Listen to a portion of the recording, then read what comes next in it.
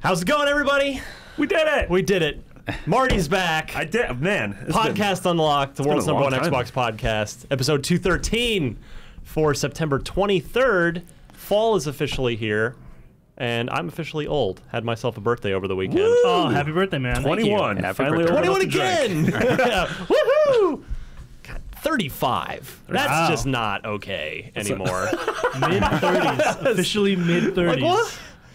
I looked in the mirror and went, no, I don't feel 35. That's 35 is like, if I were an athlete, they'd be like, you out the pasture. Yeah, pretty much like about to like, no, Ma, I'll do it. Like, that's what would happen to me if I were in sports. Yeah, that sounds about right. But here, I just can't hang in like Halo anymore, or all the Twitch shooters. What's this new gun you kids have?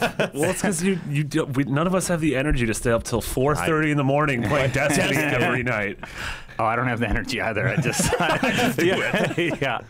Anyway, I'm really tired. I should go to bed. Let's go one more. I'm Ryan McCaffrey. That's Destin Legary, Hi, our everybody. Destin addict.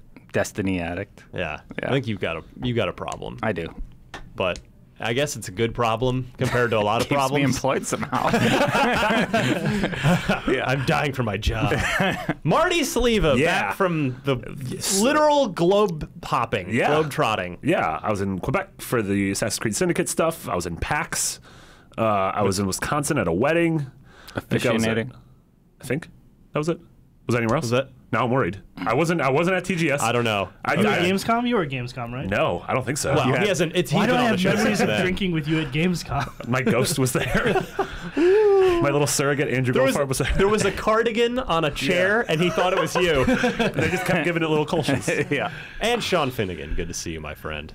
Thanks for having me back. Happy to be here. Yeah, you're all like coiffed. You were- You're I was looking. about to say, Oh, yeah, sharp. you did your hair. Yeah, I've been Good trying for you. lately. I need to get a You've been haircut. trying, just like with life in general? Yeah, I listened to this Taylor Swift song where she mentions guys with hella good hair, and I was like, I Yeah. want to be So, one of those guys. yeah. Marty, you are a big T Swift fan. I'm a very big. Have T you Swift. listened to the the Ryan Adams? to the Ryan Adams cover Holy album? moly! Is it yes. good? Big fan. Big fan. So Ryan. Because I Adams. like Ryan Adams. Yeah, this album. Who's yeah. Ryan Adams? Oh, come on, I'm man. being serious. It's like He's a Ryan Adams allowed to be. Yeah. Oh, No. Who's Ryan Adams? What? Sorry? I don't know who any of these people are. Oh, wow. Okay. Anyway, Surprised. It's good. Yeah, Ryan Adams has an entire album where he covers front to back 1989. So he's a musician. He is a musician. Yeah. Okay. I was getting in that, but then I was too stunned by the fact that you also didn't know who Brian Adams was. Yep. The Adams family. Do you know who Gomez Adams is? Dun dun dun dun. Oh, okay. Got to get the snaps in there, Marty. Don't pound. They're not. Just so that's the Sean's not point. confused, Adams family and these other Adams are not related in any way. Like, I am aware of what the Adams family is. Okay, good. I was Adams like, family is two Ds. You could have told me that Brian Adams was like the dad in that. Oh, we should have told him that and Cool. then perpetuated the lie throughout the Unlocked shows. To get to things people care about. Sorry. Phil Spencer will be stopping by this week. We talked to him at the Halo hands-on event we attended last week. Had a photo taken with him too. Stop saying that.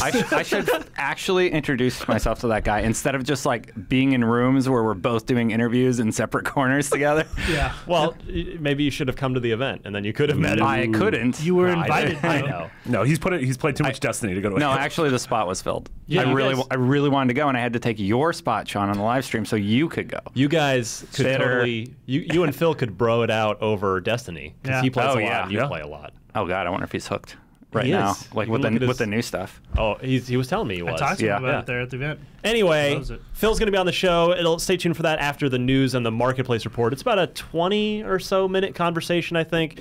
We covered some what I thought was interesting ground. We hadn't talked to him in a while, talked to him on the record, like in an interview form in a while. I asked him about Final Fantasy XIV on Xbox One. Asked him about the Elite console. Asked him about whether he thinks killer apps are dead, whether that's a thing of the past. Oh, nice. So I think it's a pretty good conversation. Hopefully you'll like it. Stay tuned for that later in the show. But yeah, we played. Shark, you and I played some Halo 5. Yeah, like a significant chunk of it too. Two we were there missions. all day. And that's the spoiler-free version. So if you're worried about spoilers, no, I'm just stop. kidding. Yeah. Yeah, so there are sadly 3 embargo. We played 2 missions from campaign, some arena multiplayer, and some Warzone. because publishers like to try and get as much coverage as they can. They all do parse it out. this horrible little thing where they spread out all the Are there embargoes. 3 embargoes? Yeah. There's 3 embargoes. Yeah. I was thinking about flushing one of them down the drain and just waiting. Yeah, just for do the it. last But one. I had the sense that you would do it because we'd seen Warzone before. So yeah, and I've done it in the past. Yeah. I'm not. But yeah, we've got some plans for how we want to do it in a sort of reasonable, totally. way that's not super intrusive but still informative. So this but is anyway, campaign only? Campaign only impressions for now because the multiplayer stuff. So we'll have some arena stuff for you on Friday at midnight. So Thursday late night. And then Sunday late night, Monday 12:01 a.m. for Warzone stuff. But Sean, what did you think of campaign? We played the second mission of the game, Yeah. which is the same one that was described in the Game Informer cover story way back at E3. The mission's called Blue Team. Yeah. It's the second mission of the game. And then we played another mission they said is 2/3 of the way through the campaign with Fireteam Osiris, where we're in Locke's a desert. team. Yeah. Did you just jump to your death multiple times as Locke? Because I would have appreciated that. He really has So anti-Locke. I hate Locke. Don't get it. I only Destiny want to doesn't do anything. You just respawn. Sweet. Yeah, what'd you think, Sean? I thought it was really cool. I had a lot of fun with it. I mean, one of the big draws for me is, as a Halo fan to any of the Halo games, is this really big and complex narrative. And it seems like while we only got to play a small chunk of it, there's a lot of hints as to all these crazy, cool, deep things that are happening. Yeah. So there's a Remember lot of not to narrative say the threads. thing that they asked us. Oh yeah, no, I'm to not say. going to. Yeah, There is one spoiler they wanted us to not. I'm mention. very pro when it comes to keeping things vague. Good. But yeah, like there's a lot of these cool narrative threads, a lot of these cool characterizations. Like you get to see the interactions between Chief and his new fire team, or old fire team, I guess. But these are all New things we old didn't- fire team. Yeah, these are all things that we haven't been able to see in Halo games prior to this, and it's all very new and polished and very awesome. Were those handled like in cutscenes, or is it like through gameplay? And It's both. Okay, Yeah, it's both. So like, As a Destiny fan, like read Fall of Reach if you haven't. Like you have time right now. As a Destiny fan? Oh my God! terrible. Get off As my a show. Halo fan, I highly recommend reading Halo Fall of Reach. Okay. Yeah, totally agree. Because then you'll know more about the character. There's also interactions, there is the backstory. animated movie coming out though. If you want to get extra lazy about it, That's true. But the book's still good too. I'm happy, super happy. I read that book, and I can't wait to actually watch. Speaking of which, we should be hearing something about that Right? pretty soon. Yeah. I think. It's coming soon. It's coming up before the game. No right? news. Yeah, that's what they'd said. Or it'll probably come out with it or something. It must be in 2 or 3 weeks tops. Yep. I'll have to reach out after the show, see what's going You'll on. have with to that. reach out. Nope. Show. All right, it's now No, day for the foul. podcast. Just me and you. Yeah. I've lost control of the show 6 minutes in. I thought the level design was really cool. You mentioned it in your preview, but you're looking around a lot more like vertically. A lot of Like, verticality. Yeah, a lot of verticality. You're going. There's one part of the mission where you have to go like down 4 floors in order to get to some service elevator to go. to where Longest you need to ground go. pound ever. Yeah, like Boom. but you're taking out enemies, and then you're going down like sort of like these kind of dark corridors, and then down these hatches, and just like up and Yeah. through elevators and stuff. And you're like looking up and looking down and taking out enemies above and below you. And It's the just kind of jackals very and cool. elites have like little sort of mini jetpack. They can Yeah, they hop can, as they well, can yeah. jump. Yeah, they can get vertical too. So They don't just stand there anymore. And all of snipe our at you. footage, we captured your playthrough, so Yeah. I can't take any of the credit for it.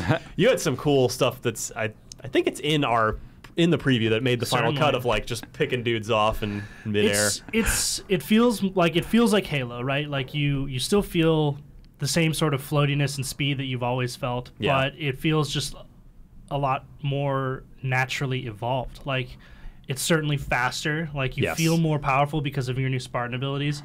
Again, you mentioned it in your preview, but once I remembered that I have a Spartan charge, I was Spartan charging everything. I was too. Sprint around a corner, punch someone in the face. Just like Yeah. a poor little grunt. You just be like, Yeah, you go flying at them like at Flying off the 100 miles an cliff. hour, and they go like It's shooting rewarding. off into space. Yeah. Yeah. Well, because because you just like it, remember the original Doom where if you either shot someone with a rocket launcher or shot someone standing next to a barrel, they would just gib instantly, just turn into like the red mist.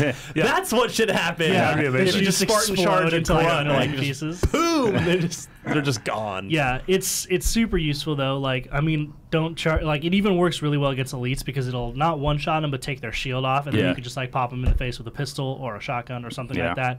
But like, I mean, unless the elite has a sword. Don't Spartan Don't charge do the that. elite who has a sword because he'll kill you. But yeah, it felt very natural and very fun. Like a lot of people were kind of, at least in my perception, people were wary of the new Spartan abilities. They're like, this isn't Halo. It just looks like Call of Duty. I can mantle up ledges. I can do all these crazy things. Like, no, it feels very natural and well within the world of Halo. I can use my arms. This isn't Halo. I'm a 7 foot tall super soldier, and I can use my I arms. can't climb up this wall.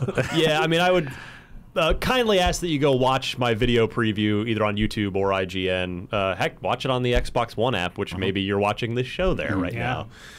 The one other thing that didn't make the cut for the preview that I thought was interesting was that, remember in arena multiplayer back in the beta, and of course it's still that way now, one of their balances to try and keep people from being almost dead and then just running away is your shields don't recharge if you're sprinting. Yes. You have to stop and wait for them to recharge.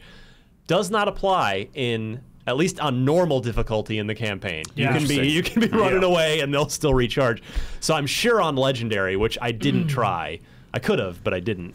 Yeah, I didn't either, just because like we were pressed for time. Yeah. I always do normal, and I yeah. always do my first playthrough just especially normal, in a- maybe heroic. Yeah. Especially in a preview event where you're there to like kind of evaluate and like get the whole content. Yeah. Or like at least You want to have know how it experience plays everything and they're feels showing. without dealing with the stress of Yeah. you know, I being mean, they perfect. were pretty adamant about like you can try it on Legendary if you want, but you will not finish. Right. yeah. Yeah, we found a skull while we Nice. played. Yep.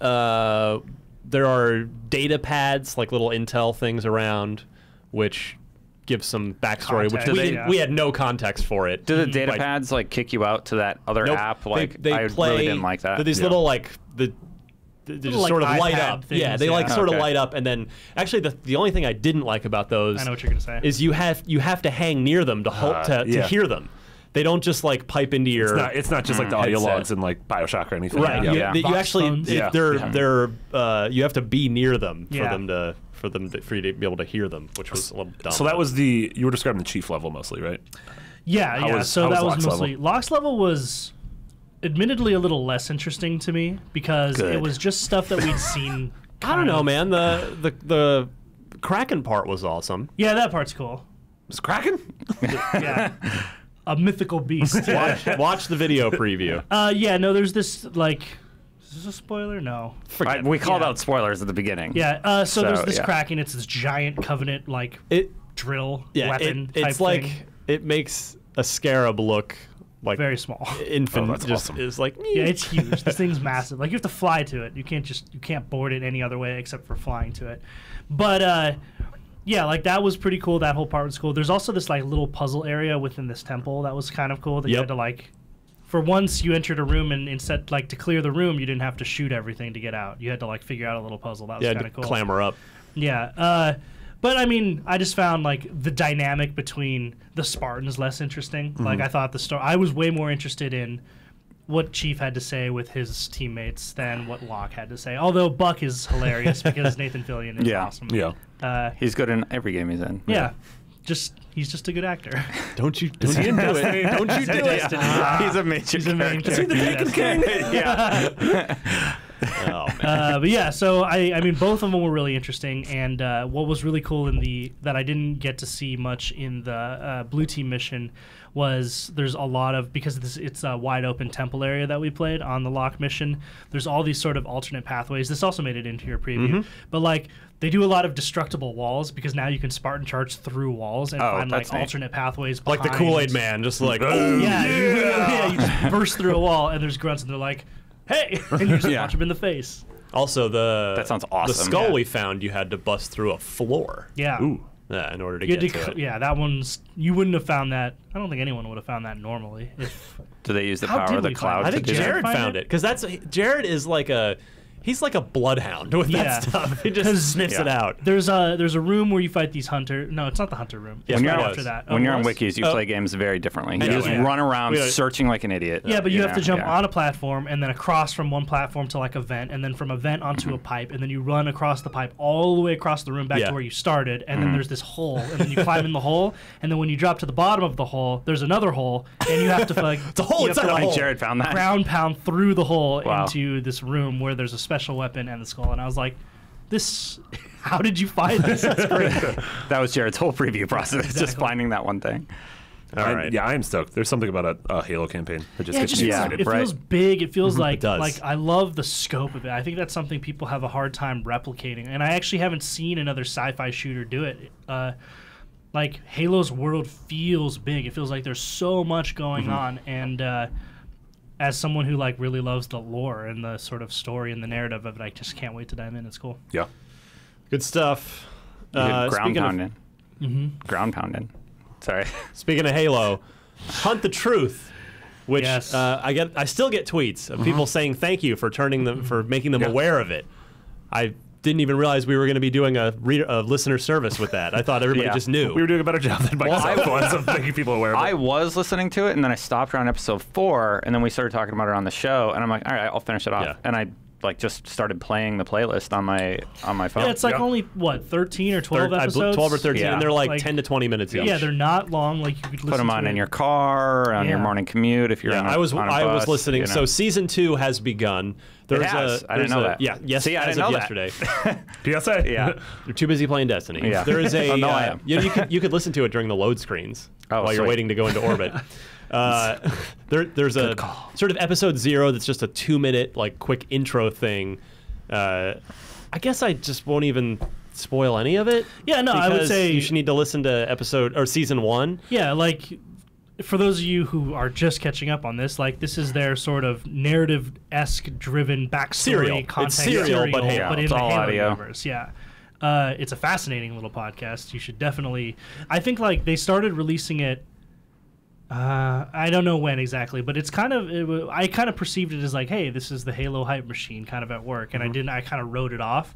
Then after listening to the first 2 episodes, I was like, wait a second, this is man, it's awesome. actually good. Yeah, Yes, like- it's really well put together. Yeah. So the preview episode, the 2-minute preview, and then a full, I think it's 10 or 15 minutes of episode 1 of season 2.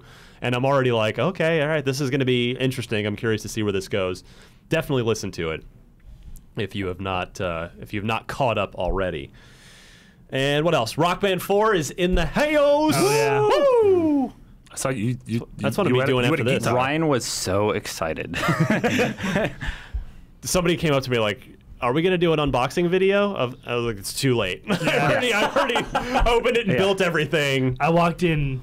It's like at his desk, he's playing, oh, that would have been a good idea. Well, no, the thing is, like, I came in the morning and I sat all my stuff down and I turned around and Ryan has like all these instruments and I was like, what is that? Oh, it's the rock band. I started a real band. Yeah, I'm leaving the company. No. getting the band back together. So, yeah, we're going to be rocking out, and the review for that is going to go up on, I believe it's 7 a.m. Pacific, 10 a.m. Eastern on October 5th, which is the day before the game comes out. Nice. Looking forward to rocking out, and God, I'm just so glad that game exists again. I hope the game itself is good. Like they've made, it seems like they've mostly played it safe from everything they've said so far, but there's probably the most intriguing thing that we saw when we went out for IGN first was the career mode now. The tour is like this whole sort of branching path RPG type thing, and that's what I'm super interested in. Plus I want to see how the guitar solos actually sort of play out in a real party setting, like whether they're fun or just kind of this like everybody else button is just kind matching of like, distraction. all right, what do I do? I mean, you can turn them off, but so look, that's Rock Band's happening, and also the new dashboard, the new Xbox One Experience dashboard has started to happen. If some of you may have gotten invites to it already, definitely read the release notes before you opt in. Read the notes because it's still, I mean, it's preview. It's not done. It's broken with a lot of it in bits and pieces doesn't work yet. Taken King is one of the games that it's not super compatible with right now. Yeah, Damn it. I've read articles that it like messes with a lot of things. So just be buyer beware as if you want to opt into a preview of a dashboard of an it's a preview of a new OS. It's like running the Memphis build of Windows 98 back in the day. It's like you take your life into your own hands. But Do we have a date actually locked down for when this is going to they just said November. They haven't given an exact date yet. Yeah, I'm sure we'll have Halo. to certify Right around. after. Yeah. I mean, Well, that's you That's pointed true. that out, right? Like Yeah. I think on Fallout. the last show, it's smart that they're doing it after yeah, Halo. they don't Keep want to thinking don't Halo's screw up Halo's November. launch Keep thinking Halo's November. because it usually is. Yeah. As Fallout. But Fallout's in any November. case, we will have impressions of the dashboard. I'm expecting it like any minute now. On they let us gave us access to it. Microsoft did, but I don't have it yet. So look for next week's show. I'll have some early impressions of it. So you can, if you're not going to opt in or you're not part of the preview program, we can let you know what we're thinking. And where's Mitch, by the way? Is he still dead? Kyoto. He passed on. He's gone. Yeah, he's no longer in the with nether us. realm. Yeah, no, he took No a news, week off Japan. after TGS. Good for him. Yeah, some much deserved. He climbed a mountain. climbed a whole mountain, Fuji-san. It was Nice. not Mount Fuji. I think it was That would something be about- impressive. Very impressive. So yeah, we'll look for Mitch to make his glorious return next week. Mm-hmm. I hope. I hope not, so I can get more of the trivia questions. Like, Give me one Mitch more can week. Stay off the show. Yeah. Well, we'll play a little Unlock Block trivia coming up later, of course. And again, Phil Spencer coming up later in the show. But first, we'll come right back with the news. All right, let's news it up, gents. Kick it off. There's actually not a lot happening this week. It's sort of just everything's coming out. Yeah. Not a lot of big news stories. The big one, Feels like everything's on hold. yeah, including Hitman, which was delayed until 2016. Hitman. Thanks, Destin. By the way, that's like a 3 out of 10. That's I am tired. Mr. I was up till 4:30 playing Destiny. I don't know what's wrong with me. Well, we know what's wrong with you. You have no self-control. No, I'm kidding. Except not. Yeah, so Hitman pushed back to March 2016. This whole thing was weird to begin with. It was an E3. They were like, okay, it's coming out in December. There's question mark number one. Yeah. Who does that? Turns out lots of people this year have decided to try that, although one less now. And then it was going to be a December release, and it was going to be sort of episodic, except it was going to be you'd pay $60, but you'd just non-refundable, I might add, and you'd only get one chunk of the game, and then just the rest would eventually come out. Yeah, and they you'd were get like, it. we're going to start tailoring missions to like player feedback and stuff you like. We're going to make missions like that. So- And it all seemed very strange. Yeah. People were a little like, what? Yeah. What is this? So yeah, That it's does not strike a chord with the skeptic in me. they've moved it to March of 2016, which number one I think is a smart move. Even though first quarter's packed, Oh, yeah. man, that seems like a better move than December. Yeah. I could be wrong. I guess we'll never know. But so March for that, and then so here's the quote from IO Interactive. These few extra months will mean we can add more to the launch content of the game, more than we had originally planned, and then follow with a tighter frequency of updates, which will ultimately create a better game for everyone. And in the end, that's what we're all looking for. Yep. So that's good news, A good too. idea. Yeah, well, because also you only get the launch once, and if very few Great games point. are able to come back from a rocky launch. There are games that something like Destiny sort of, it didn't like come out the gate screaming. Like the reviews were Well, sort of yeah. good to great. Whereas Right. now I feel like, especially now with Taken King, We just like- gave it a But there 9. was, Yeah. but there Yeah. was no problems with the actual launch. yeah, sure, yeah. Marty just means critical reception. Yeah. Yeah. Whereas, I think this is smart. I mean, if the game came out in December and there was only a handful of hours of stuff to do, and then it was like, well, check back in 2 months when you'll have some more. It's nah. yeah, no, yeah. I'll be playing something No, else. you lost half your player base at least. You know. I'm still questioning. I still feel weird about this whole plan though. Of okay, they're going to ship more up on day one for your $60, which is good, but the fact that I'm still going to have to wait for some percentage of the game to come through, Yeah, it's kinda a weird. little strange. Yeah, I was gonna say, like, I feel like if you're gonna do episodic, commit to episodic, right? Right. Like the way Telltale does, like that that's their model, but you pay for it that way too. Like, it just doesn't seem like you should pay full price and then not get a full product right up front.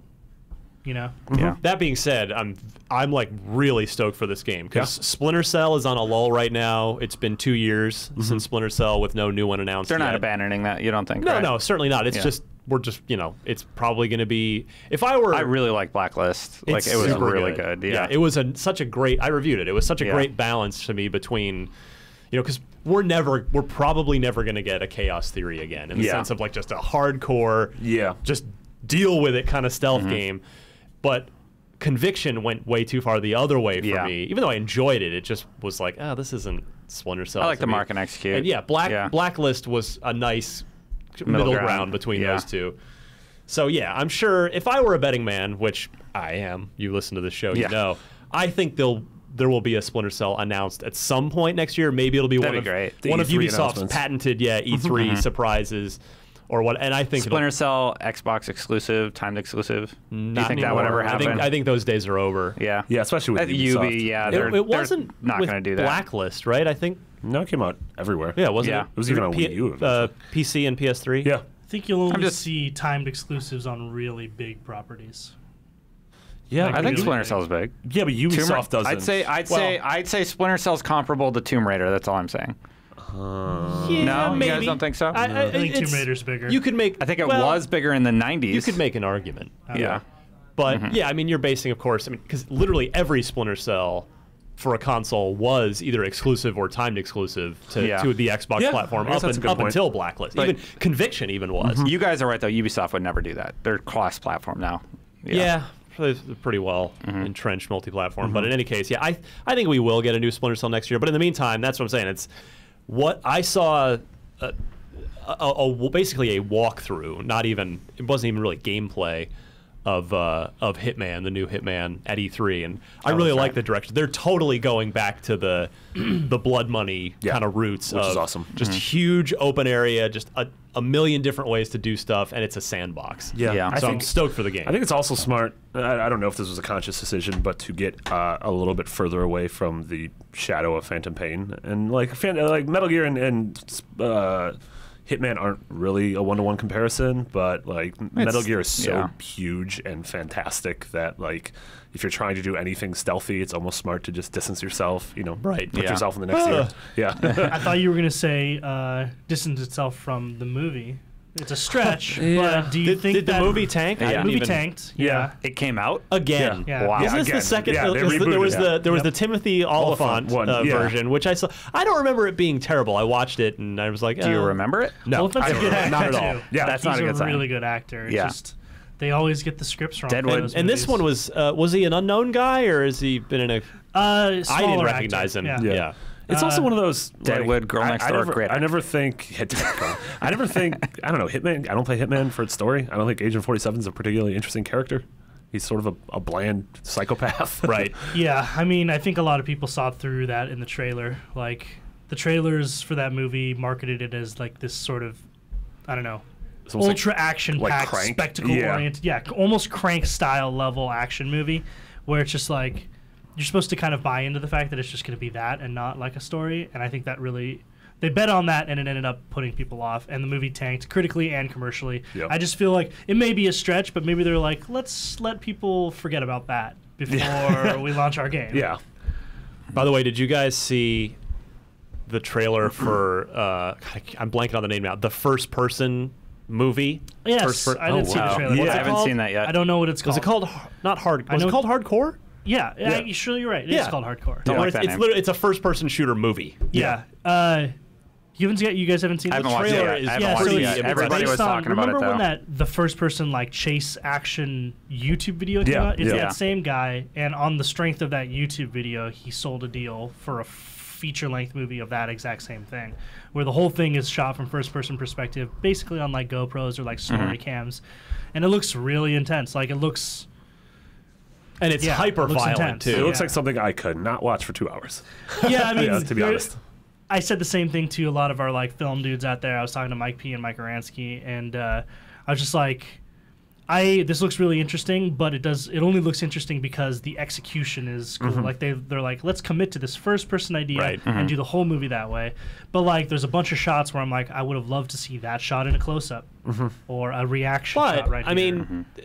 It's all just not like that it's in first person. Maybe it's little apples to oranges, but for instance, I think the commitment to first person is one reason that makes Mirror's Edge very special as a video game. Yeah, that's true. Whereas if there'd been either if that had been either parts third person or all third person, I would not have felt nearly as strongly as I do Didn't about Doom that do game. that? Like they went in the first person for a section of the movie. It was when he gets the BFG? the equivalent of the he gets the BFG, power sphere. doesn't The blue, in yeah. the game it's the blue orb like thing that angry gives you or the whatever. Right. 200 health and 200 armor. Yeah. Well, like Megasphere, that's it. I agree with you on Mirror's Edge, but I think Mirror's Edge does a much better job of executing it to the first person perspective. Like there's, again, watch this trailer for Hardcore. There's this part where like he jumps off a building and lands on a moving car, and he's on the hood of the car hanging on. And I would love to see that in a wide shot, right? Because he's on the top of a car, he's getting swung back and forth, and instead all I'm seeing is like the sky and kind of parts of the hood and stuff. Yeah. And I get it. I'm in the action. I'm in his head, but it's like it just doesn't look as good. Like it's not as good a movie. Yeah. But I admire the execution. Like I admire being like, I want to do everything first person. I'm going to tell a whole story that way, so it looks cool. But what were we talking about? Hitman? We're talking about Hitman somehow. Hardcore. Yeah, we went way off the rails. But are we in agreement? Hitman in March is a much better idea than Hitman in December. This is also just making Q1 even crazier with Quantum Break and Mirror's Edge and Uncharted. Oh boy. Technically, Quantum Break is April, so it's not that's right. officially the first quarter. I guess same thing with Dark Souls is April as well. But you got Mirror's Edge, Deus Ex, Oh jeez. Hitman. Yeah. I don't think Microsoft has announced any first-party stuff for the first quarter. Just Quantum Break in April. Yeah. But maybe Below, maybe Inside, maybe Cuphead. Yeah. Any of those sort of Indies. like AAA indies that we've been seeing for a while could land in Sure. that first quarter. Yeah. That's literally just Microsoft games. Yep. Well, Save up those. finish Fallout Gift quickly, cards. kids. Oh God. Oh, there's no way. As soon as Fallout comes out, like that'll be the game that pulls 100 me. hours later. Oh yeah, for sure. Like I've always said I'm intimidated by games like Witcher and Dragon Age because of that 100 or 200 hour like. Said the guy who has investment mark. 1,000 hours in Destiny. Yeah, but that's different. It's not. It so is though. No, It's a different type of game. I have like 2,000 hours in Counter-Strike for the same reason. you're a different type of player. Your I wouldn't 2,000 say hours in it's Counter-Strike the are over the game, last you know. 15 years. You would say that Destiny and Witcher are the same type of game? No, 200 no. hours is 200 hours. Yeah. Doesn't I'd matter how say you're spending it. People, No, I get I'm saying that. people enjoy different experiences in their gaming. That's all. Some people like the Witcher experience where they're going to invest a lot of time in the narrative and the story stuff. We like to shoot stuff and get cool loot. I think that's a totally different philosophical argument. But point is, the Fallout will be the game that pulls me away from Destiny and Halo, which are the two games I'm going to be playing like probably exclusively over the next year. Yeah. All right. Hitman's an elite operative, and he deserves a great release date. I Yeah. love how everyone sighed like in unison. What else is elite, Dustin? The Xbox One Elite controller, which had a release date announced. I'll Yeah. go. I'll see myself out. Yeah. You're 0 for 2, my friend. October 27th, same day as Halo. Shocking. Yeah, right. Can't believe this. Yeah, it makes total sense. You got your competitive MLG aimed shooter, your big game out on October 27th. Ship your Pro controller the same day. I am shocked and amazed that this controller for our first-person shooter is coming out. So I don't know during a lot the about biggest competitive console gaming, exclusive but launch. like if there's a massive Halo tournament, are you allowed to use these controllers? Yeah. Does everyone sort of have to uniformly Most use the people same do. thing? No. No. No. No. A lot of the MLG players, like I think Scuff is an official And- MLG partner. And that's what this controller is aimed at, because Yeah. I'm told that the Scuff thing is like $250, and this is $150. Oh, yeah. So it's going right for it. I mean, I'm a pretty hardcore first-person shooter, and I used to play very, very competitively. Now I just don't have the time. But $250 for a controller that will help me a little bit, maybe, possibly not worth it at all for but me. if you're genuinely a pro gamer, that $250 sure. investment could be the difference between Well, yeah. winning $10,000 That's exactly and what it is. not. If you're a pro Yeah. gamer and you're playing for money, this is your livelihood, then every sliver counts. That's Yeah. what esports is about. But for the average gamer, it just seemed like such a steep price point. And plus, I just don't like the idea of third-party stuff. Like, call me crazy, but I remember the old what what was that company called that made like peripherals for Nintendo stuff? Nico. There's Nyko. Nyko, yeah. There were a number of them. Mad Yeah, Cats. there's a bunch of them. Mad Cats, like, although Mad Cats makes better products now than Now they used do. to. Now they do. Yeah, they've But there come was a long while way. where They they had used a to be lot a of There was a garbage. while there Yeah. where they were all uniformly junk. terrible. Yeah. Yeah. Uniformly terrible. Yeah, if PS2 a era. friend, if you went over to a friend's house and they had a third-party controller that Oh, you were yeah. just like, Well, I'd rather, God. honestly, I'd rather not play it. Yeah. Like, if they hand me the third-party controller, I'm like, no, I'll just I watch remember you play. That's more. when I got my PS1, I got a third-party memory card with it that would just consistently just wipe itself your out. data. And I remember, like, I played God. the first half of like Final Fantasy VII so many Half? times because it's just like, oh no, you're done. Just Oh start my over. God. I guess Unforgivable. I will. Yeah, so, like, I'm still burned by those, like, from Yeah. those days. So I don't do third-party Third-party stuff. stuff's a little bit better now. No, Yeah. it is. Yeah. And I can say that objectively, still not going to do it. Sure. So the fact that there's an official first-party, Microsoft licensed, Microsoft designed controller, Yeah. Yeah. love it. and Microsoft, I mean, they actually have a great track record with peripherals in particular. When you go all the way back to Microsoft joysticks on PC, Yeah. the IntelliMouse, Oh, yeah. like their laser mice back in the beginning days of laser mice were the IntelliMouse Explorer was like the go-to gaming mouse for Yeah. years. The what else? I mean, of course, the 360 controller, the Xbox One controller. We're not going to talk about this guy right here. Yeah. Hey, people hate on it, but We've all I had like it. missteps, Marty. I S was like, I great. like how big it was. The S was great. This was great. Speaking Seamus of this- Blackley himself Yeah. has Listen, admitted. Go back and if you didn't listen to 201, listen to Seamus Blackley's story about how this got Yeah. designed. And it's so good. funny. Yeah. He's like, they could do everything they wanted to do, this Japanese company, about like staggered sticks, everything's great. The downside was it had to be the size It of was a dinner huge. plate. Yeah. Oh my It's super goodness. funny. But So, yeah, it goes back to this first party thing. Like, I just think companies have a better sense of their own hardware and their own software. Sure. So companies that tend to be vertically integrated, where like they design software and then they make hardware for that software, it tends to be a better product. Like, look at Apple, right? Like, that's exactly what Apple does. And Very true. Microsoft's doing it for this controller, so I trust that more implicitly than a scuff controller. Yeah, I mean, and it's cheaper, so why not? You know, the D-pad on the Xbox One is very good. Yeah. On the Xbox One controller. Yeah, very. But I kind of want to get I actually don't have any interest in the back paddles. I don't know what they do. They confuse me. No, you can. They're mappable. I know. So, I know. It's just weird. But the like cool spaceship saucer looking D-pad D-pad, that's on yeah. the Elite looks really. Have any of you guys Interesting. actually held it? Yeah, I did. I E3. used I it. played Yeah. it. I played a little Halo 3 from Master Chief Collection for like literally 3 minutes in the noisiest place ever. Not Yeah. that you need no Yeah. sound to evaluate, but not enough to get just more to feel that the build quality is super solid. here. That's the thing, is like what I love so much about it is I'm someone who puts a lot of time and a lot of like pressure on my controllers. Like, I play competitive FPSs most of the time, so I'm button mashing Yeah. a lot, and my triggers wear I out thought you were pretty like, you better do quickly. good in school. That kind of pressure. No, not like that. But like, my sticks wear out really quickly and stuff. So like, if this controller has a much better build quality and it's gonna last longer, it may be worth the $150. Right. So I'm excited for that. And you're right, by holding it, you can feel it. It's a little bit heavier. The sticks are sturdier. The triggers are super clicky. The feels bumpers great. are even clickier. Yeah. The D-pad's My- amazing. It's pretty cool. My only sort of disappointment is that it's still AA batteries. Like, Yeah. for that Oh, yeah. money, yeah. I'd like a rechargeable. Now, obviously, they probably skip that either for one or both of the following two reasons. Either it would have just driven up the cost way Yeah. more, Mm-hmm. and or it just wouldn't have lasted very long. Because that's like the DualShock 4 is such an improvement. Like, the DualShock 4 is excellent. It's got so much better than the 3 was. Yeah. But the rechargeable built-in battery just does not last that long. Yeah. Well, It's kind of also- annoyingly short battery life in it. Also, I read this, and actually, I said the same thing. I was stunned that they went with the AA battery approach, but Yeah. like, my suspicion is twofold. It's like, one, they say, well, if you really want a rechargeable battery, we have the play and charge kit, which I have, and it works just fine, Yeah. which is great.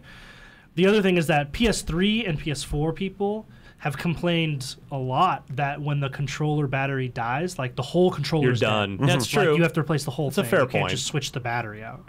Like, the whole controller is dead. But they could make, So- Sony chose not to make it like a removable battery pack. But Yeah. if they wanted to put a rechargeable pack in the Elite, they totally could have. I still play wired. I mean, I just don't trust Really? those batteries. Yeah. Still play Wired? Yeah, definitely. Metal Snake. Gear. How Otacon- unprofessional. Otacon disagrees with you. Sorry about that. Destin's just ruining the show in his The fire return. teams gather around. Yeah. I only played It Wired when actually I'm, like, was low somebody on from my battery. fire team. That's Why am I not so Fly us. Hey, did you get that Galahorn yet? That's old. It's the spindle. That's so it's the 3 weeks spindle ago. today, Ryan. I'm sorry. Please accept my Sorry, guys. sincere apology. Oh man. So yeah, same. So potentially October 27th could be a really expensive day for you if you're buying Halo 5, particularly if you're opting for one of geez, the the higher collector's cost edition, editions. And of course, this $150 controller. Keep an eye on IGN. We'll probably have an unboxing, right? We'll have an unboxing. Yeah. We'll definitely do some videos and be able to. We'll talk about it plenty on this show too. Once we get our hands on once we have one for all the time. All right. Let's see, Marty. Feel like I haven't heard from you in forever. I know. Why don't you take us through what we can spend our money on this week in the marketplace report? The big ones are FIFA 16, Skylander Superchargers, and I'm going to make an amendment to this list on Sunday for some reason, because I don't know why games come out on Sunday. Yep. LEGO Dimensions, which I'm currently reviewing. That's this week? Yeah, that's this weekend. I'm glad you added that. Yeah, so we'll have... You're reviewing that right now. I'm reviewing that right now. When's our review go up? The embargo is Friday, but I just started the game like 2 days ago, so... Yeah, we got not it. Friday. We only just got it. Yeah. And so, yeah, I've been playing with that. My desk is littered with toys. I feel like a 5-year-old. It's fantastic. So, yeah, that'll be up probably early next week. FIFA 16 already went up, I believe. That sounds. I think that sounds so. right. Yeah, and review-wise, you're talking about. Yeah, review-wise. Yeah. And Skylander is currently being worked on. Digitally, I almost said Perineum, which is not what this game is called. That's a different thing. Panarium, it's $9, has a free trial. It's a frantic 2D arena arcade game. You'll remember it now. Yep. Pumped BMX, which is a real... Pumped BMX Plus, Marty. Oh, I thought... Apparently, this is a mobile game that's now being moved over. That's hence the plus. It's a little BMX bike tricking game. Which, hey, you know what? Those used to be super fun, and they don't currently exist. So I hope this game's good. I hope it's better than BMX Triple X. That's pretty tough to. That's Yeah. That's a low bar. That's a low bar. That's a low bar to spin around, to dance, to spin low upside pole. down. Yeah. Plague Inc. Evolved, which is a pretty popular iOS game. It's very fun. Strategy. Now coming, yeah, it's pretty cool. You try to take over the world and kill everyone using a virus. Start in Madagascar, pro tip. Start in Madagascar, pro tip. So when everything goes to hell, you know what that's did. The Book of Unwritten Tales 2, which is a comedy point-and-click adventure. I need to try this. This sounds great. Absolutely. Blood Bowl 2 for $50. That seems like a lot of money. Our review's up for that too. Oh, any good? Seems Probably. like a lot of I don't know. titled Blood Bowl. Yeah. And then once again, in the marketplace, you can get NBA Live 16 Pro-Am demo. Sweet. How much is that? Did you see? It's a demo. Free demo. What? I know. Did you see that video of was it Kevin Love at the free throw line? Yep. It's. I mean, so. It's. I didn't see I that. don't want to make fun. I know it's. I mean, Those sports games like bugs are the funniest they're the things best. ever. Yeah. The one that made the rounds yesterday was Kevin Love at the free throw line. He's putting the ball up, and at the last second, he turns 180 and shoots at the other team's about basket. 75 feet away. Really great. And then once again, games with gold. You can get the Dear God and Tomb Raider Definitive for the rest of the month. Yep. And then on Xbox One and on 360, Crisis 3. Which is a Groovy. pretty good video game. All right, Marty, thank you, sir. Yeah. We're going to come right back with the man himself, Phil Spencer, right after this. All right, it wouldn't be an episode of Podcast Unlocked. We got to check in with Phil Spencer every couple of months. How are you, sir? I'm doing well. How are you? I'm good. So we're here playing Halo 5 today, but taking the opportunity to ask you about a bunch of stuff. Okay. Because that's your role now, overseeing everything. Answer questions about a bunch of stuff. That's my. But I kind of want to start with, how are you feeling about the platform this holiday insofar as how it relates to your goals since taking over? I mean, we got a new dashboard. We got a pretty solid fall lineup between Forza 6, which has been received very well, Yeah. Halo 5, and then Tomb Raider after that. So how is it going in regards to the goals that you've set out for yourself and the team? Yeah, teams are doing incredibly well. I mean, you mentioned I'll start with Rare Replay, and then Gears Ultimate Edition, It was cool seeing the NPDs with Yeah, both in the top 10. Minecraft and Minecraft. Don't forget we had 3 first-party games there. You assume Minecraft's going to be on the list every month. The game that just continues to plod along, and but it was that was nice. And then, as you said, the Forza launch, Forza game I love, and to really have a launch that only the critical reception's been great. Sales of all of the games have been really strong, which is nice to see, and we've had somewhat flawless launches with them. The multiplayers worked. Knocking on some wood on this table. I know, right here. but Gears and seeing how that did, and Turn 10 did a good job with Forza. And then we've got certain people that are getting to see the Dash. We've got a select few in the preview program to the new Xbox Experience stuff, which is exciting. But the teams all up have a lot of energy right now. As you said, if we look forward over our next 18 months at the games that are coming, I don't know if the studio's teams ever executed as well as they are right now, just from a quality and quantity of content, both new IP and existing franchises.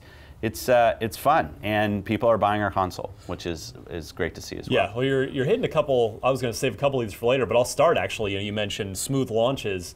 Master Chief Collection launch didn't go well, so I got to figure there's a lot of pressure with 5. Are you guys just crazily over prepared for 5's launch at this point, given the seeming no margin for error with the in the minds of the fans? Yeah, I mean the one thing about that, and you've spent some time with 343.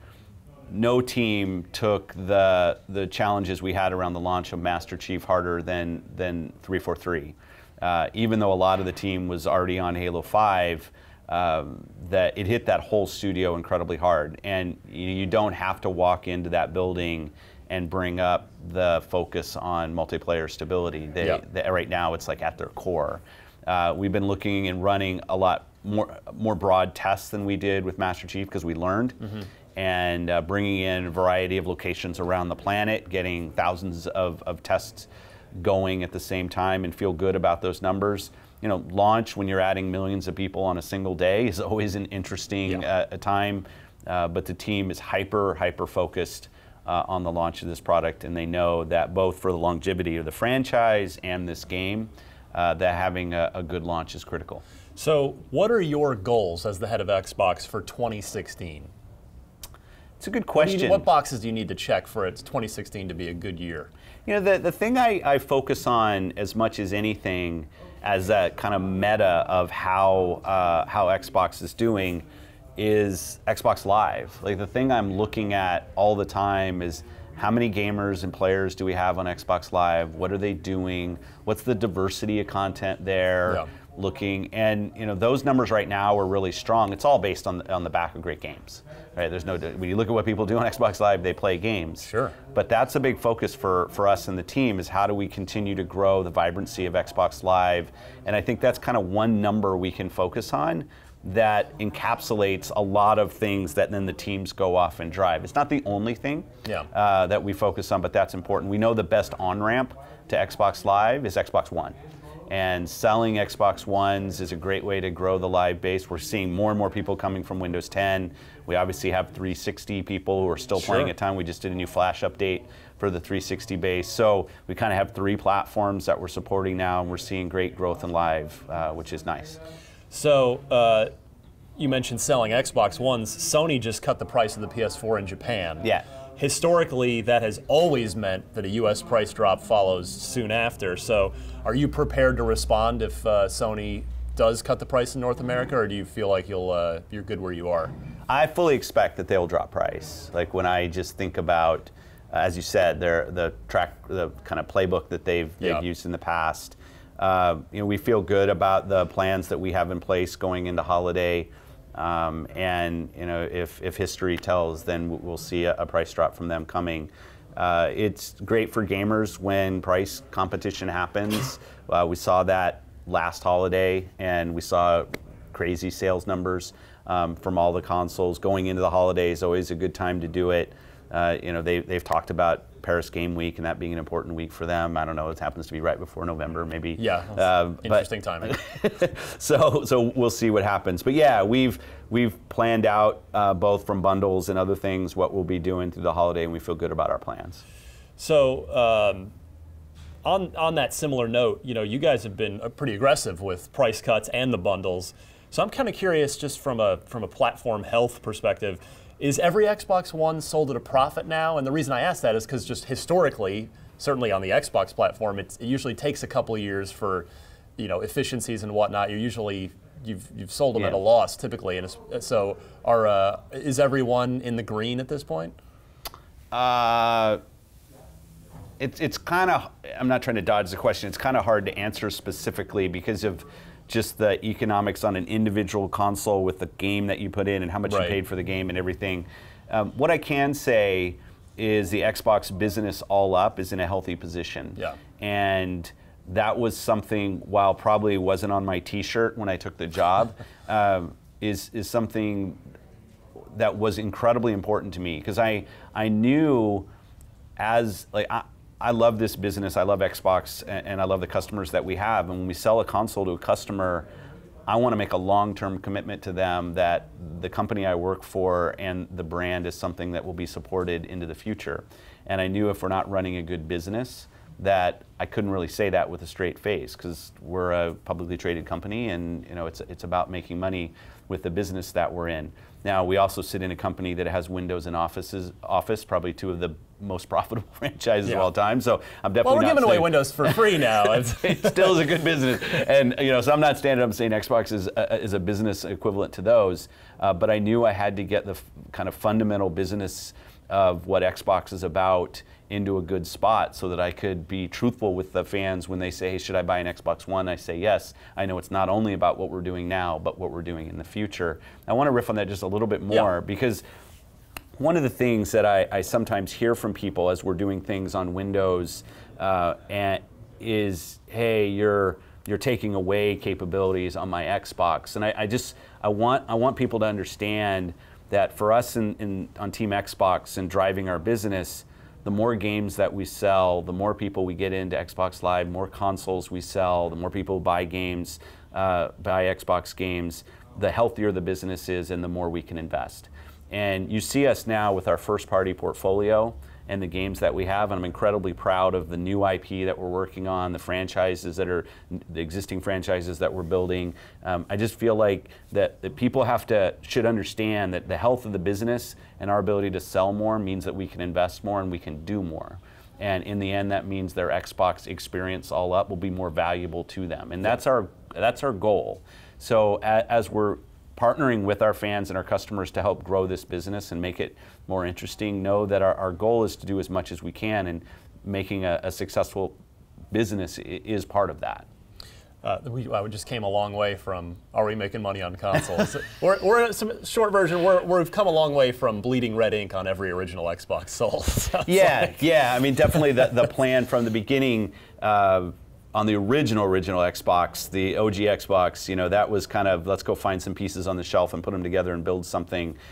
This was our third one, and we could be a little more thoughtful. Yeah. That said, the console sale itself is not where you make money, right, in this business. And razor blade. That's exactly situation. right. And it'll oscillate up and down as prices change, whether you're actually making money on the console or not. But all up, I feel good about the health of the Xbox business and our play in the space. So on that note, the inevitable slim version of the Xbox One console, I don't expect you to sit here and announce it to me right now, but when that inevitably does happen, what will your goals for a new slim version of Xbox One be? Every time we build a new hardware component, whether it's the Elite controller or whether it's the TV adapter, is to make the best piece of hardware that we can that's matching what our customers want. And when we put the original console together, the one that people are buying now, it's been nice, the kind of robustness of that box. We haven't any kind of issues with performance or kind of breakdowns or anything. It's been good. So I mean, first and foremost is with any console that we build is to make sure it delivers on the expectations of the customer. When I think about where we can go, size is always something you can focus on. Making it pretty and good looking is always something you can focus on. You see us doing some things with hard drive space and hard drive speed now. Yeah. I think that's an interesting space for us to look. And making sure that it's an innovative piece of hardware whenever we put out something will be critical. That said, I actually feel good about the box that we're selling right now. Like I said, it's well, it lasting works and well. it's dead silent. That's right. What else can you ask for, really? Exactly right. And it's so, because I know there were some rumors even now, is there some kind of slim version? And I said no, and the answer is no, because I actually do think the consoles that people are buying now are good consoles that will last for an awful long time and do exactly what they were meant to do, which is play great Xbox games. I mean, at some point when that slim happens, do you think the market's ready for you to lose the optical drive and go full digital, or do you think we're not there yet? I don't think we're at that point. Like I like giving people the choice on how they want to buy their games. Yeah. And if people want to buy retail games, I want to make that available to them. I can see the numbers of the people who are buying digital versions of games versus retail versions of the games, and more people are buying disc-based games, and that's a good thing. And funny enough, when I look at the usage of apps, like the Blu-ray movie player is still a fairly highly used app on the box itself. So I think when we look at what the cost is actually of putting that drive in the box versus the perceived value loss if you took it out, right, you kind of are moving the opposite direction than you'd want for meeting the demands of the customer. That said, when we think about other boxes that are like, I look at like what Steambox is doing, or every other ecosystem for digital media, you see obviously digital sales through the roof. One more hardware question for you, because we've got the Xbox One Elite coming. You touched on it a minute ago. Where did that come from? And secondarily, would you recommend that existing Xbox One owners upgrade to it? Part 3 of that is the new Dash, the new Xbox One experience, built to take advantage of the SSD partition at all? Interesting question on the second one. The box itself, I grew up in this org. Original Xbox, we didn't do so much of this, but on Xbox 360, we had Pro and Elite and Arcade. We had diversity of price point and functionality, because there's certain people who come in and just want the very best that we can offer at any point. And I think that's a good part of our strategy continuing forward. Like, we should always make sure that we've got something for the discerning customer who comes in who absolutely wants the very best that we're going to be able to offer, and I want to give them that opportunity, and you see that in that box. But I also know that opening price point and having something at the kind of that's very affordable is also important, and we're going to try to make sure that we're always hitting the needs of the customer there. On thank you. On the Panama, and Panama's the code name for the thing. On the new Dash, on the new Dash and the Xbox experience, and it's for the hybrid solid state drive. We didn't actually.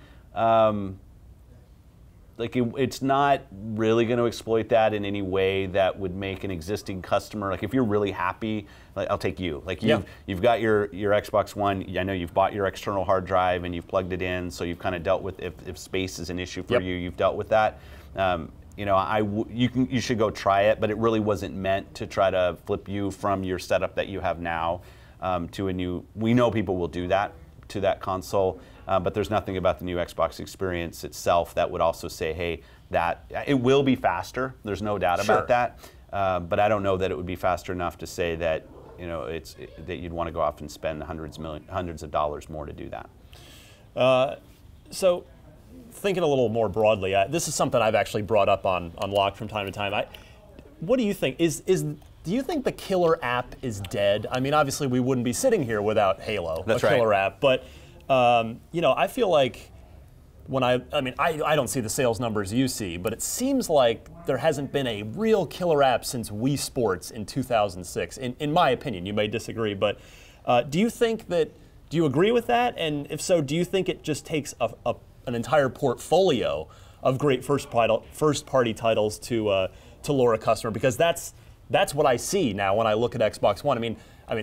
Respectfully, I don't see a killer app on Xbox One, but when I look at next year, below Inside, Killer Instinct Season 3, Quantum Break, ReCore, Cuphead, assuming Forza Horizon 3 happens as the pattern is dictated. Are you trying to announce a game?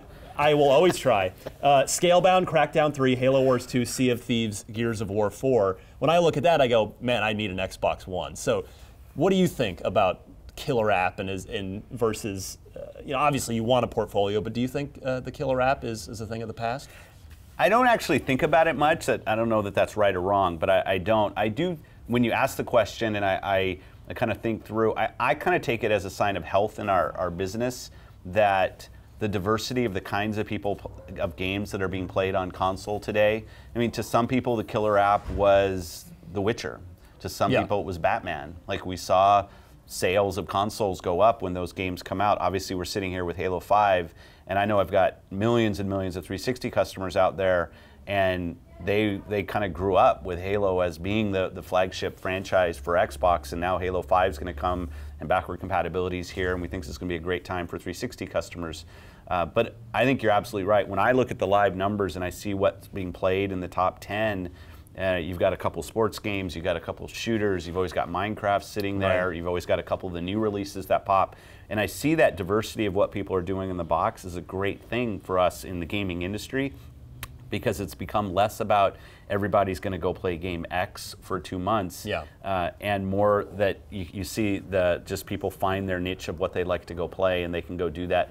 And those games are selling enough that they can take some confidence that those games will continue to get built.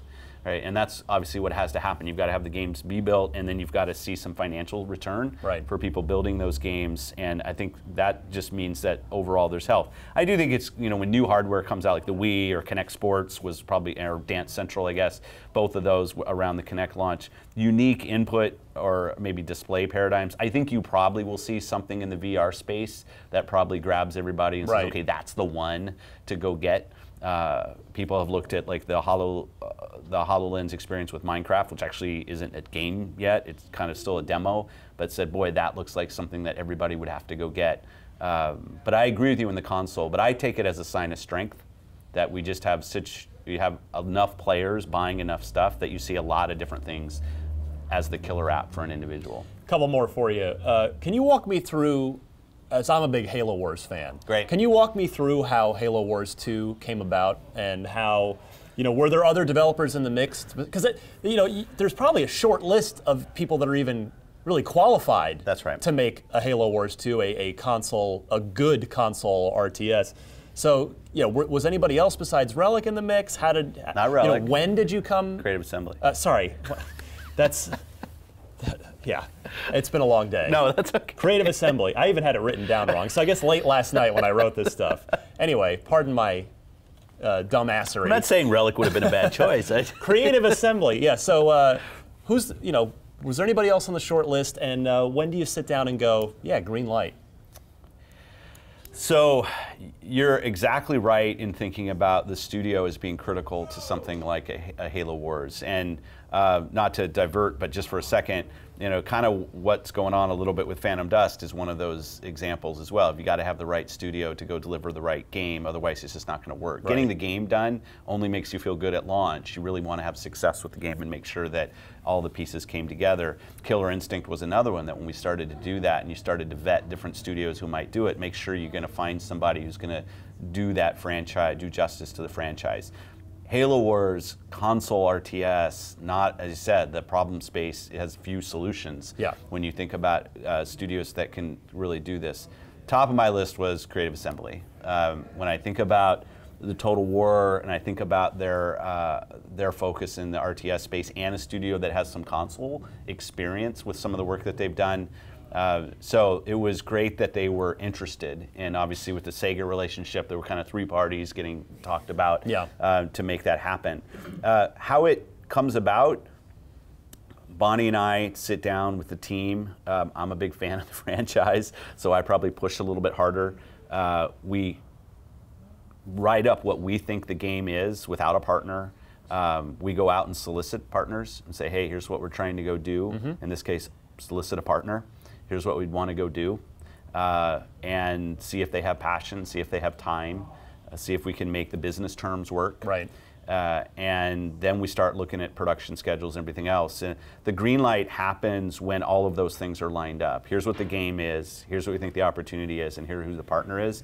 And we'll do some creative treatments about what's going to be unique. And I did a milestone review with them about a month ago, where I tweeted out a picture of one of a statue they had built, and I feel really good about where that game is. And it's just another great way that Halo can show up as an IP to fans of both Halo and Xbox. You got books, you got toys, you got video stuff that we've done, and I think Halo Wars will be a great addition.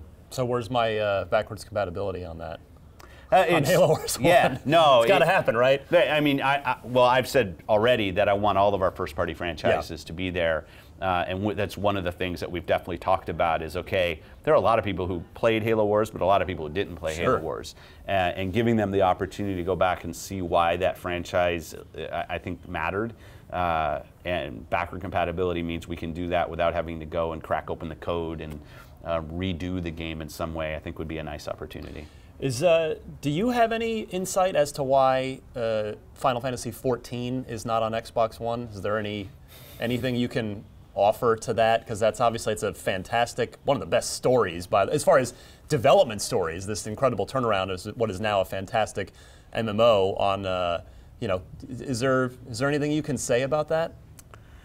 No, not. I mean, the business deals that happen to keep things from happening in different places are probably not something I can comment too much on. So it's a political situation? No, I wouldn't say that. I think it's business, right? I mean, it's I'm not going to talk specifically about that situation. I will say, as I've grown in this role and I've tried to learn, the kind of exclusivity, third-party exclusivity thing, and you see us doing probably less of it now.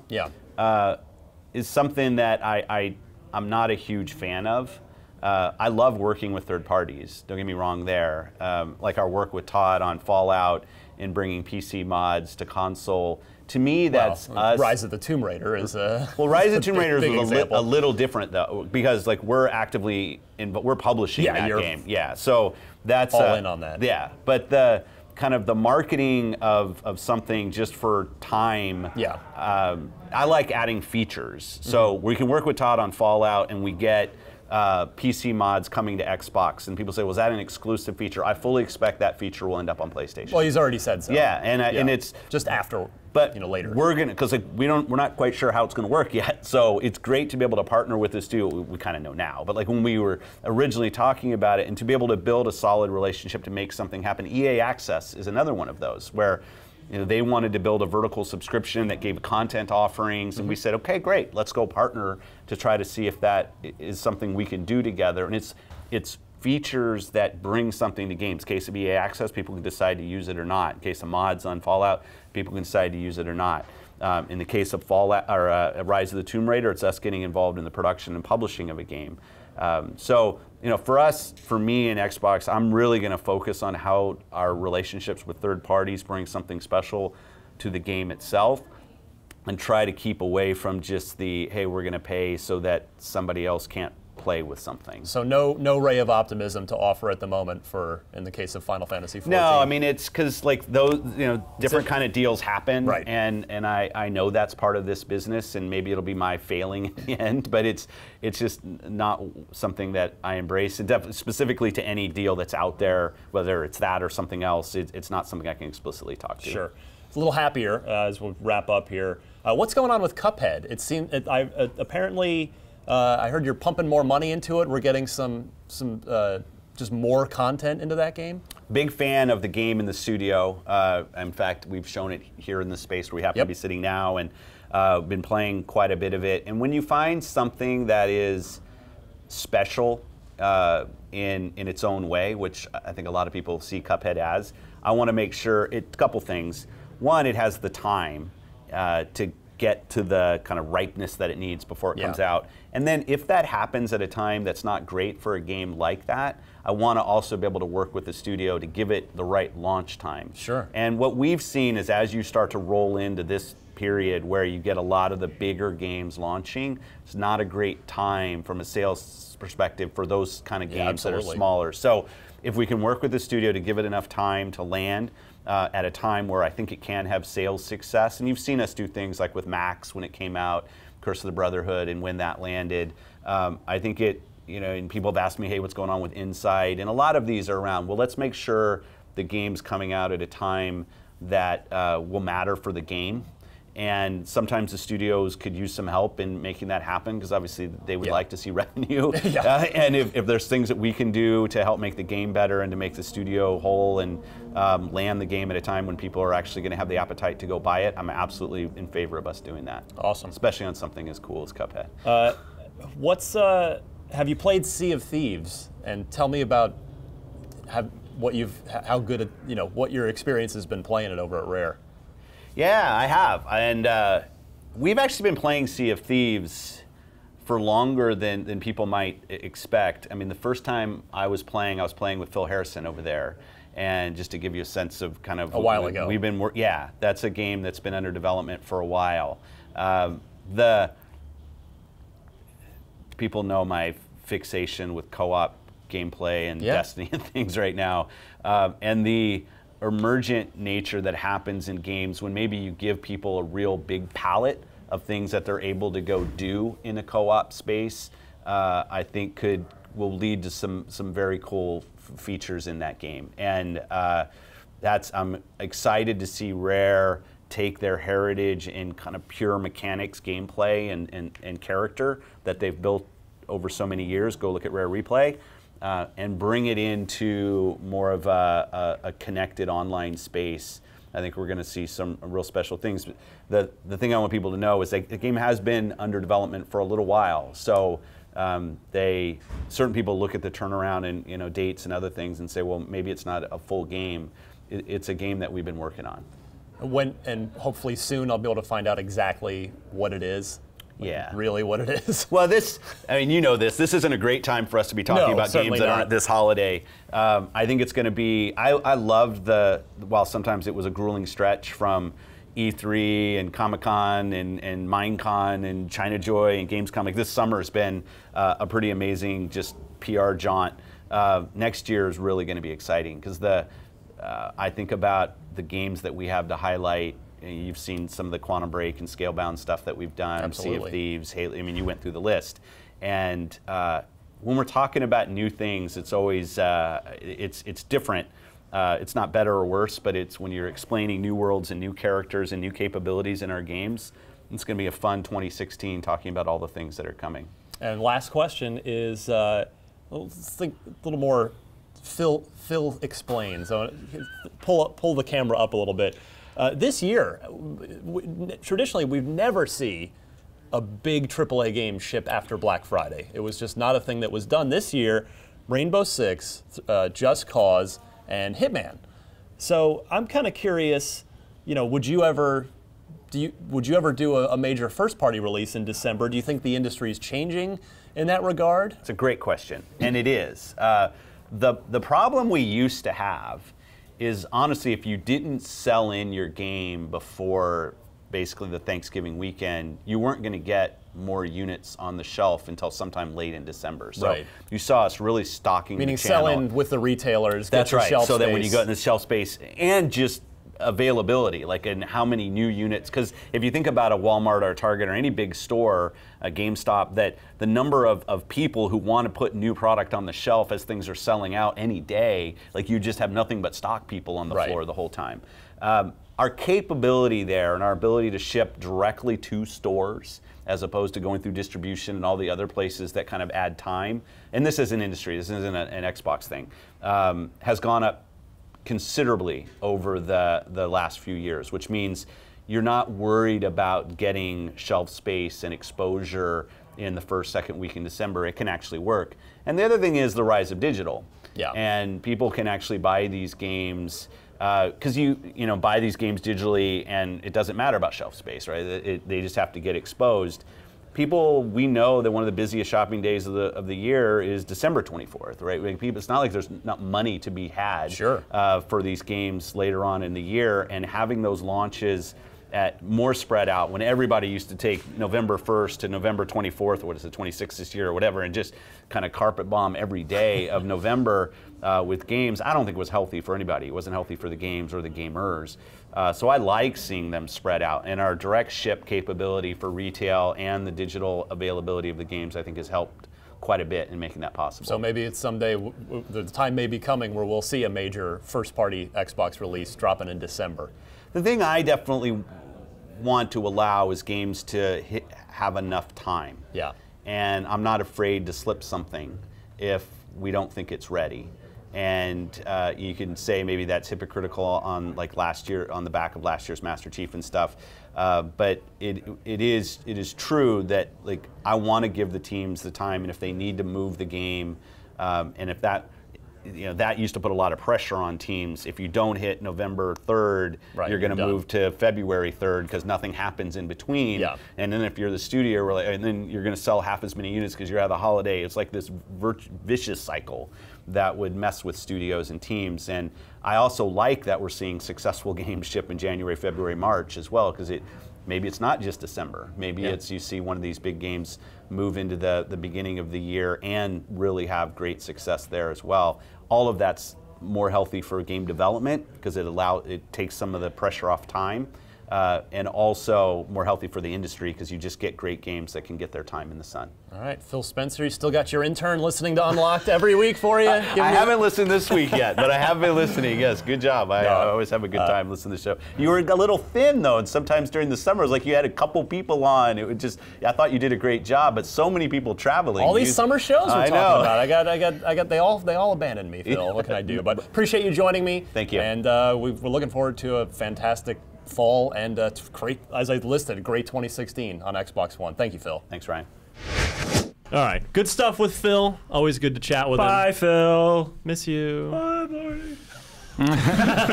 He was leaving the room. Oh, okay. Theater of the mind. I'm with you. I like that.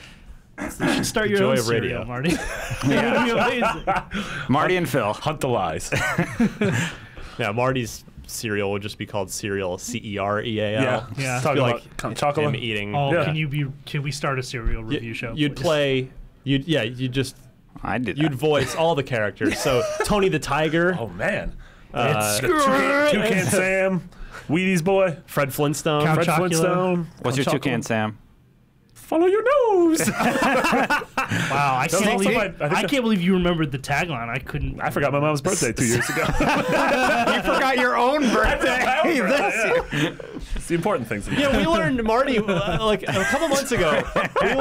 We learned that Marty was like a Cuban baseball player, where it turns out he was like 2 years older than he said he was. Dude, I thought you so. I always thought you were like 2 years. You had portrayed to me that you were like 2, maybe 3 years younger than me, and it turns out we're like the same age, right? I didn't portray. I was so into the lie that I believed it myself. It wasn't a lie. It's just a thing I forgot. Is it really Your a lie birthday. if you believe it? Yes. You forgot how old you were. Oh man. Unlock Block Trivia time. For 2 That's what we're years. actually here for. This, the Dookie Trophy, is at stake. All you got to do is get the highest score at the end of the year. Oh, God. Currently, We're so close. Mitch clings to a lead. That might change today, Ryan. It might. I hope. Oh, upgrade notes. Just leave me alone. All think I he has 13. Why? No. Where? This new gotta do the system, search. this new What? iOS, by the way, There we I go. don't like it. Right? They While changed. we're on there's the no- topic, Yeah. I didn't upgrade yet, but I don't see a search feature. That's going to doom me. no, there's kind Anyway. of crazy All right. stuff going on. with Yeah. it. I don't know, man. Mitch has 14 points. Destin 13. You can tie it I today, hope my so. friend. I hope so. This The is a Shark good at one. 6. Marty hanging in 11. You're not Is out it- of the running so yet. hold on. Is it mathematically impossible for me to win at this Yes. point? There's not enough weeks in the year. Unless you'd have to go on a hell of a streak. Okay. And Mitch and Destin would have to both pass away.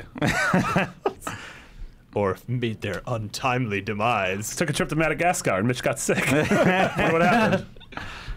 Our winner this week, just for having his question chosen, is a gentleman who identifies himself by what I presume is his gamertag, Brentley117, clearly a Halo fan, as indicated by his question, which is Halo related. The Halo 2 soundtrack, which I genuinely believe is one of probably the top 5 best soundtracks in any video game ever. Halo 2 soundtrack was released in 2 volumes as a CD release. The first of which featured a few songs by several legendary, maybe a strong word, several popular mid-2000s artists. Which of the following bands was not featured on Volume 1 of the Halo 2 soundtrack? So we've got Incubus, Linkin Park, Hoobastank, and Breaking Benjamin. Everybody writing down their answers? Has everybody written down? This is a great question great because question. all these bands were really big at this time, and they were all on soundtracks and stuff like that. So really, really good pick on the musicians. I actually literally did forgot. remember this because I've listened to the soundtrack a million Yeah. times. I I know- also literally know forgot two of Breaking them. Benjamin was a thing. Yeah. Hey, do you know that Halo broke them up? Really? Not a joke. So the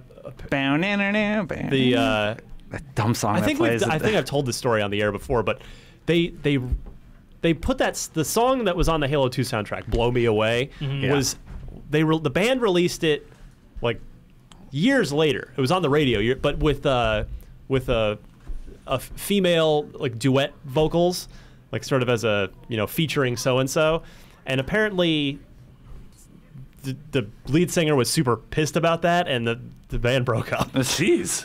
Like they did it without him, without like his permission or something, or without his Halo broke the buy-in. Just like Destiny's going to break this podcast. What are the lyrics? Blow me away. Do you have the will to fight to survive? It's like it's a dumb song. I don't think that's Yeah. how it goes, but I'm really curious to hear your version. I'll just make some stuff up. Anyway, so which of those bands was not on Volume 1 of the Halo 2 soundtrack? I'll go Shark's Way first. Wait. Sorry. Oh my God. What? I think I screwed up. You can still change it. I haven't answered. No, it's all right. I'll stick with my answer. What? All right, Sean Finnegan. You what do you seem so down by that. Who cares? What are you fighting for? this big trophy. I have to have answered goal shot. C, Hoobastank, because I don't think any soundtrack ever should feature Hoobastank. I'm gonna make Destin to stress out here. Marty, I'm gonna go to you. I said A just because I didn't know. Going with Incubus? Because Incubus, I think, is the only one of these four bands I sort of like. It also seems like Incubus is too big to have been on a Halo thing. Yeah. It's who wasn't on Volume 1. I didn't even know. Yeah. It was There's two volumes, I didn't even know it and was that's two how I screwed up. I thought it was who was not on it at all. Oh. So I said Linkin Park. B, I think Marty's right with A, because I actually listened to this soundtrack. I don't know what's happening. Yeah. So somebody is gonna gain a point today. That's the good news, and that person is Destin. Oh, yes. Oh Okay. my God. You've tied it up. Now we've got ourselves a contest. You guys are going to be like poisoning each other's lunches so that somebody's out sick. Oh, the Mitch day. was sick again. I would on bring, Wednesday. Bring your own lunch on Tuesday. That's all I'm saying. That's my strategy. Let Mitch Yeah, and Destin take each other out. And like a shark, I'll attack from behind. Believe it or not, Incubus had 2 songs. Oh, so I was on double that, wrong. and it's all instrumental. It's like this big long Yeah. instrumental thing. I knew. Yeah, Hoobastank was on there, and then Breaking Benjamin with "Blow Me Away." So Linkin Park wasn't. Linkin So Park. I was a little confused by the question. Linkin Park wasn't on the soundtrack at all, or just not on Volume 1? I'm not sure if they were on Part 2. Not to my knowledge, but Okay. I have like Volume 1 burned into my head, but Yeah. not Volume 2. But the Okay. question was clear. I got it. I'm You got happy. it. You Yeah. nailed it. Good job, Brent. You've got yourself a prize. I will try to hook you up with some sort of code for something here in the nearest future. Feel free to reach out if you don't hear from me super soon, because there's not enough hours in the day to get everything done around here. That's real. Let's hit the road. Before we do, I've been asked to inform everyone that I know a lot of you are members of our Podcast Unlocked Facebook group. We're giving away 10 sets of Halo Mega Bloks toys, Nice. courtesy of Mattel. That's awesome. On there. So just visit the Podcast Unlocked Facebook group for your chance to win. You'll see a post about that. So thanks to Mattel. IGN Prime is how you can help yourself have a better IGN experience by getting rid of ads, and help us out by keeping us employed, which is sounds like a pretty good deal to me. Yeah, it's win-win. Go to IGN.com/Prime to sign up. It's $30 for 1 year.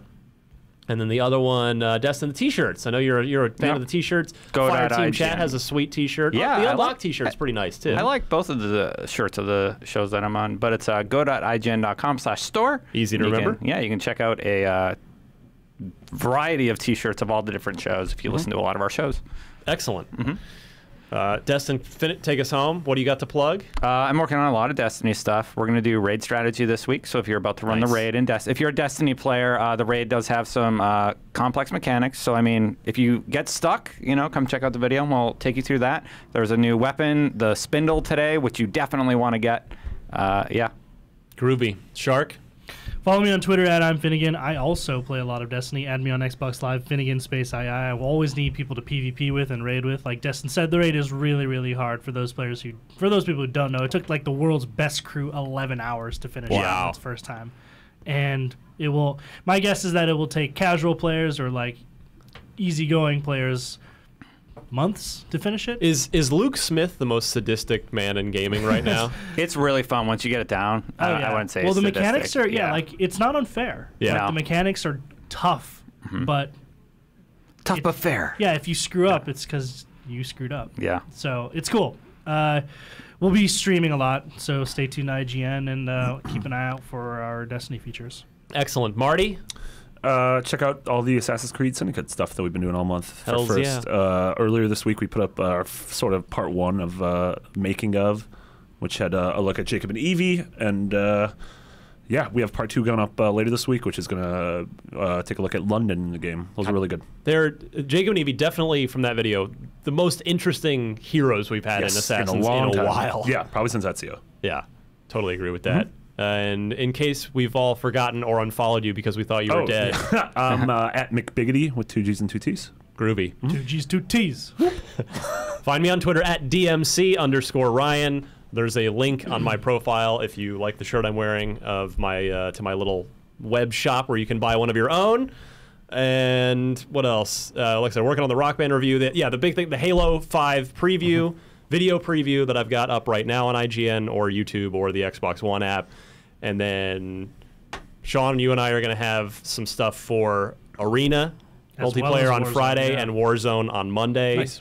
So look for that. And I think that's pretty much it. Cool. Outstanding. Thanks to Phil Spencer for taking time out of his day to answer all my questions. He never shies away. That's what I like about him. Thanks to Sean Finnegan, Marty Sleva, Destin Legary. My name's Ryan McCaffrey. This was Podcast Unlocked episode 213, and we'll see everybody next week. Bye.